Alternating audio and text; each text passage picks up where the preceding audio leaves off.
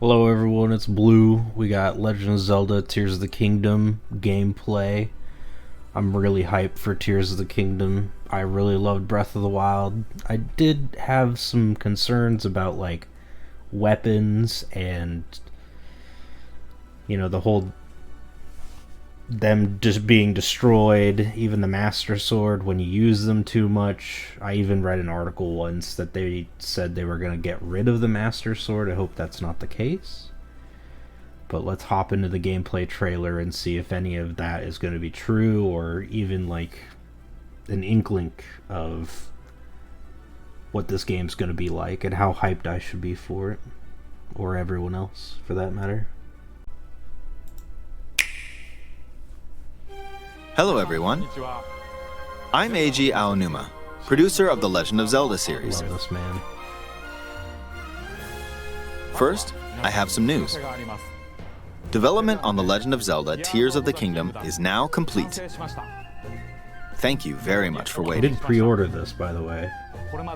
Many of you are looking forward to this game, and we've released a few trailers so far. Although it'll just be a brief glimpse, I'm going to actually play the game for you all today and show you what it's like. Okay, let's begin. Here we are in the land of... So you have the same amount of hearts, kind of same temperature gauge, mini map, stealth indicator, same time of day reference, same horse mechanics, it seems. Got a little stuff off in the distance. This rune is weird. Hyrule. Link is looking a little... Like The Legend of Zelda Breath of the Wild, there's a vast world to explore. Of course, it's not just the same world as is. It's changed in many ways. If we talk about all of the changes today, we'll run out of time, so we hope you'll seek them out for yourself when the game launches. I'm gonna... In this game, the vast world of Hyrule reaches high into the sky. You'll notice some landmasses floating up there. We call them Sky Islands. You're probably wondering something. How do you get to the Sky Islands when they're so high up? If we take a look, oh, something's falling from the sky. Do you see it? I wonder what that is. Let's head over to it. We're almost at the spot where the object fell. See, he's got another weird rune going on. Although I do wonder, those islands, do they leave an impression on the ground, like where they rose up from? Like, is there an indent from where they like left off, and we can like explore those areas, and there'll be like dungeons or maybe some mobs underneath and some good loot? Like, that's a good hope. Although, you can't see anything on his map because he hasn't explored the air quote Sheikah Tower. Here it is. Okay, let's use one of Link's new abilities. If you do this on the rock that just fell...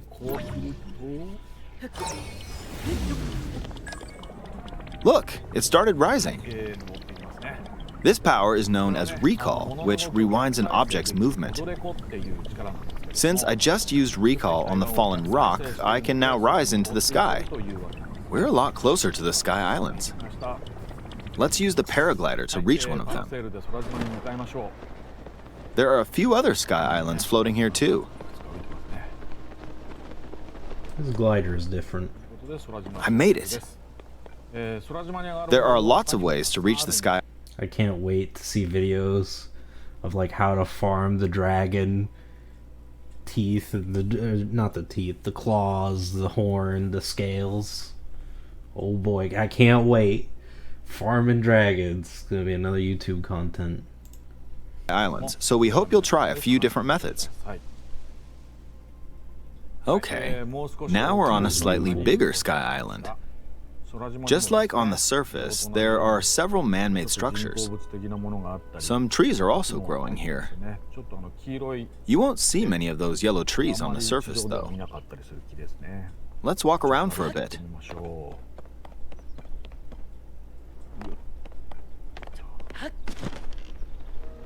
There's a branch on the ground. When you find something like this, you should pick it up. It might come in handy later. Yeah, weapon Let's is continue. useful. Oh, something's there. This is a brand new enemy called a construct. We'll fight it using the branch we just picked up. Ah, the branch broke. Not good, not good. Quick, get another branch and... we defeated it. Moving on. We've now explored more of this sky island. As expected, fighting with just a branch won't get us very far. Also, this branch is almost broken. So here's another one of Link's new abilities. If we use this branch and the rock over here, and do this, look, we can stick them together. There's even indicators. So it went up. See, that makes combat a little more interesting. Because the normal combat, you would have sword and shield, you would have a spear, and then you'd have a claymore. And typically how I would use claymores is for like stealth strikes. You would also bash shields away so they were good against swords, but if you used them against spears, you would lose because it was so slow.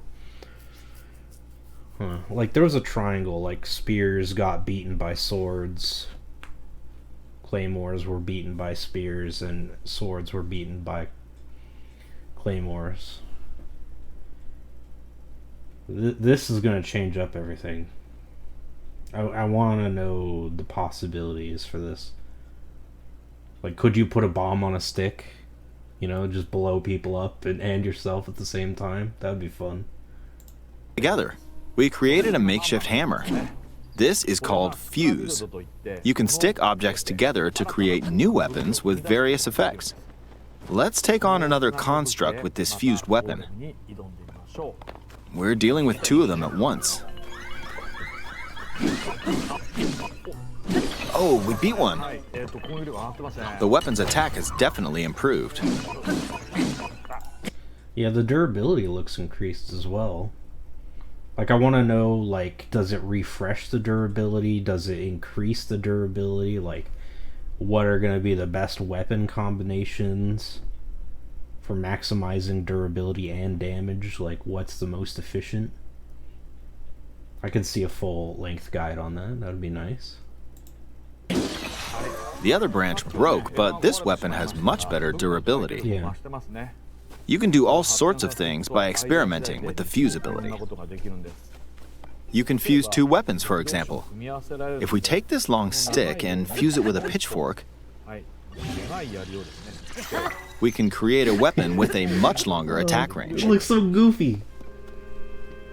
With this, we don't have to get too close to enemies, and we can safely attack from... It looks like when you put those markers on top of other markers in class when you're like 12 years old. You play lightsaber fights with them. a distance. You can also fuse arrows with materials in your inventory. For instance, try fusing this leaf to an arrow. Ah, yes, obstruction. Fuse an ice elemental material to an arrow and you can freeze faraway enemies. That's what ice arrows are for. Very useful. In addition, let's see. Ah, there's a bird flying around. If you're out hunting, you might feel that aiming with an arrow is too difficult. Apparently, my eyes can't track fast-moving objects as of late, so my shots rarely land. So, at times like these, here's an eyeball you can get by defeating monsters. Fuse it to an arrow and... Zoom. Look, it homed in on the... Alright guys, you know, I'm upset right now. Because does anybody remember the Korok challenges where you had to like shoot arrows at those little pots that fly around? Not the balloon ones, but the pot ones, and they're like really small targets. This would have been like so great to have back in the day. Because I remember wasting like 20, 30 arrows and then like getting an ass hair away from the pot and just giving up and then like logging out, calming down, and then coming back to it and missing another 50 arrows. It's good. This would have been so useful. Target. Let's try this on another bird. I'll just fire in that general direction. It's very simple.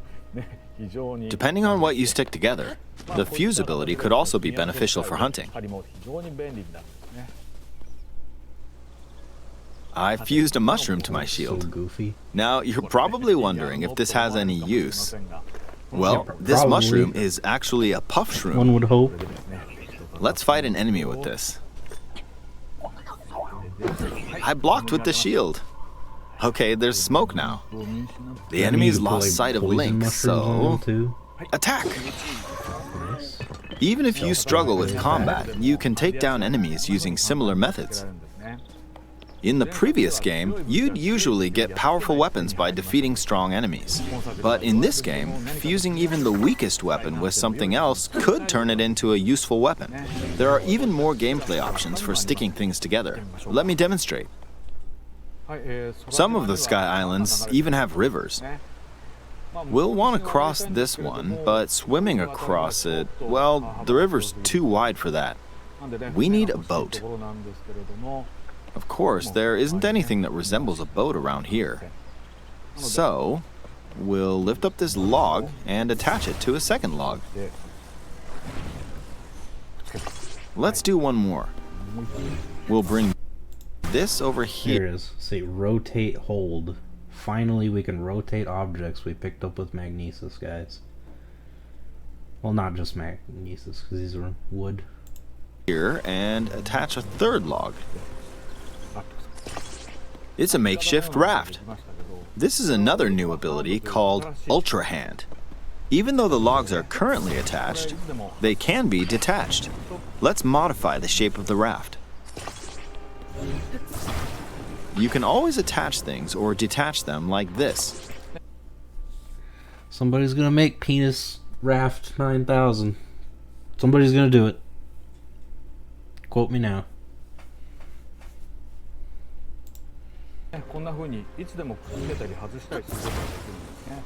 Now, if we put this on the water, it's made of wood, so the buoyancy will keep it afloat. We've made a simplified version of a boat. However, it won't move in its current state, so we'll need something to propel it forward. There's something here. Let's try hitting it. It's got like a battery life. Oh, wind. It's blowing wind. Those are recharged. Looks like we found a fan. Why don't we try attaching it? Yeah, they do.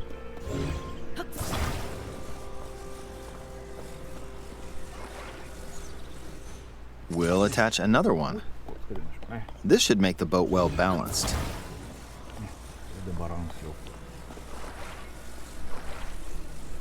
Okay, they're attached.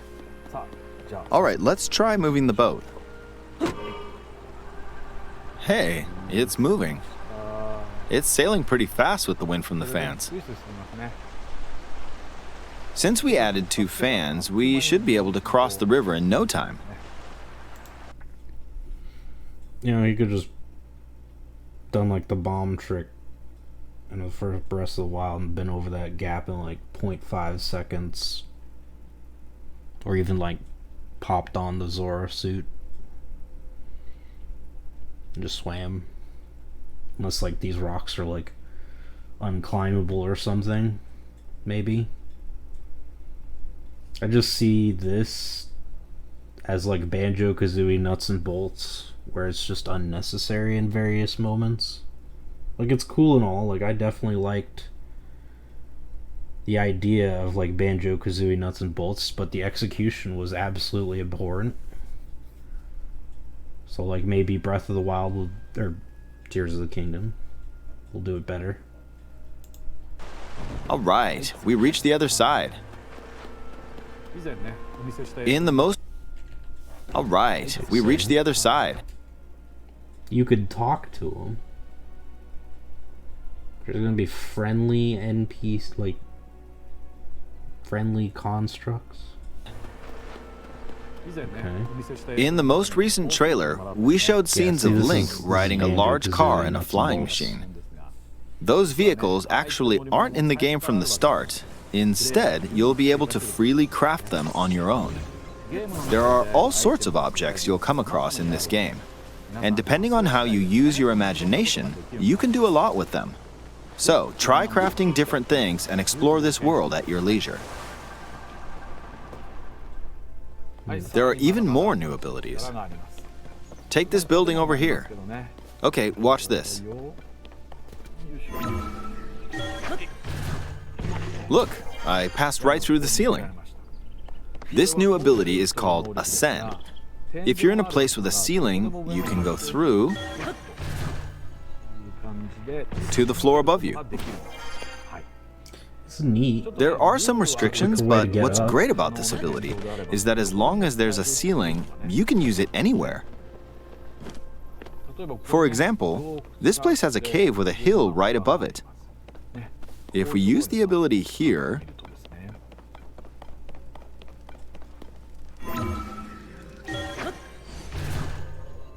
come on, keep going. Okay, we emerged at the top of the hill. In the previous game, you had to use stamina to climb a mountain, but in this game, if there's a mountain with a cave like this one, you can now get to the top without having to climb all the way up. Here's another example. Imagine you're stuck in a cage. If it's got a ceiling, you know what to do, right? Exactly. Oh, there's another construct. It seems to be holding a strange weapon. Some enemies are equipped with fused weapons, so battles will play out a bit differently from the previous game. Ah! It blew me away with wind. Looks like it's got some sort of fan. Ah! I got pushed off! Ah well, let's just return to the surface. You can quickly descend from the sky to the surface like this. It feels so good. In the sky, you'll be able to look out across the land. You can also search for destinations. I do find that kind of inconvenient, because if you want to be back up on the island, do I just have to reload a save? Like, that's kind of running through my mind. I'm like, I want to be up there and not knocked off. Like, how do I get back up there without having to do the whole rewind thing on some stone on the ground? Like, that is a long trip back and forth, if that is the case. Destinations that pique your interest. Once you've chosen your destination, you can speed things up, like this. There's some Skyward Sword stuff. Even the fuse weapon stuff is from the Hyrule Warriors Age of Calamity. Although the weapons didn't break. Let's dive into this river. You would die. And we're back on the surface. There are still so many things I'd like to show you, but let's leave it at that for now.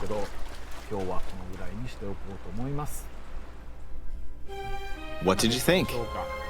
Some of Link's new abilities were updated from the previous game. I'm sure some of you watching me play were thinking, wait, if you could do that, then maybe you could do this too. In this game, you can do a lot of things just by thinking about what's even possible. There's still a lot of new gameplay, mysteries, and encounters we couldn't show today, but they're all jam-packed into this unfamiliar Hyrule, and we hope you'll use your imagination to explore it. That's all for today. Thank you for watching.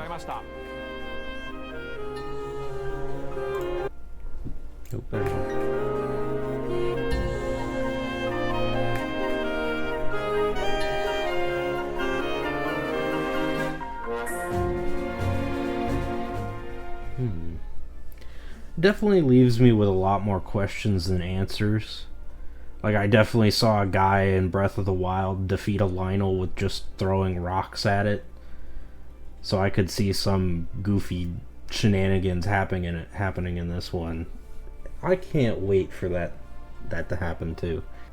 But yeah, it's still a bit away. I mean, if they keep taking aspects from old Legend of Zeldas that did good, like for example the whole Skyward Sword descending thing, where like you could speed it up or slow it down, although in an open world it's much better. Like, I would have no problem with this. It's traveling from point A to point B in the first Breath of the Wild that was kind of annoying, because like when you wanted to climb, you had to equip the climbing gear to like maximize your stamina, and if it rains, then you're just cucked, and it's like, this feels bad. And then they released DLC, which gave you the motorcycle, so every consecutive playthrough I had was rushing the motorcycle. Like, there wasn't a playthrough I had, which I had 3 of, where it was just getting the motorcycle as quickly as possible, because every other form of travel was just bad. And then if you wanted to go vertically, I got Revali's Gale, so you just go up and then glide to wherever you wanted, rather than dealing with any climbing or even horseback travel, walking. I just trivialized it all. I hope in Tears of the Kingdom it isn't the case where traveling becomes a nuisance, because there's not a lot of stuff in between in the first Breath of the Wild, like point A and point B. Like, there would be like 3 Koroks along the way, but you didn't need every Korok, so you could skip them, even though I did 100% the game. I got every Korok. There's just a lot to be concerned about, but I'm still hyped, and I pre-ordered the game, so I'm definitely playing this. I may have multiple playthroughs if they come out with a hard mode where like enemies regen in the first one. I would definitely be concerned about the Master Sword, because even, where is it? Right here. You can see like the Master Sword, it's like perfect, and then it goes like graying and poopifying itself, and then boom, you have full on like whatever electronic looking new age version of Master Sword that is, like that concerns me. Like, is it irreparably broken? Lot of questions where only playing it is going to give me the answer. It's always good to have questions that needs answering. It allows me to seek out knowledge. But anyway, that's it for this video. I'll see you next time.